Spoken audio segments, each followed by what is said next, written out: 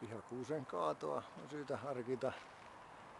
Tässä esimerkiksi 16 vuoden vanha kuusi on päästä kasvuun kunnolla, kun tulee tuolta katolta vedet juurille ja valoa on tullut esteksi alkuvuosien varjostuksen. Niin, että vuosikasvaimetkin on yli 0,5 metriä tuossa nämä viimeisimmät vuodet. Että tässä yhteydessä on syytä katsoa, ettei rovahda mihinkään autotallon katolle.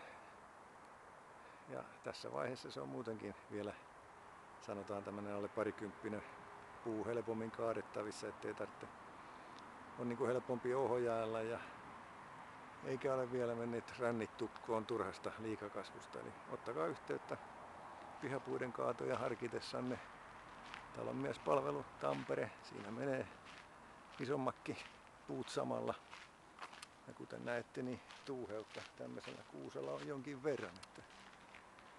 Mutta ilmeisesti tämmöisessä vaiheessa, jos haluaa säilyttää ikkunoillansa jotain näkyvyyttä, niin tämän voi silpasta vaikka esimerkiksi alle 2 metristä pois, niin tähän jää vielä tämmöinen hyvä näköeste ikkunoiden eteen. Katsellaan. Tilauksia otetaan vastaan sähköpostilla talonmiespalvelu@gmail.com ja videolla näkyvässä puhelinnumerossa 044 338 0291. Sinne tekstari, mutta mieluiten sähköpostilla. Kiitos.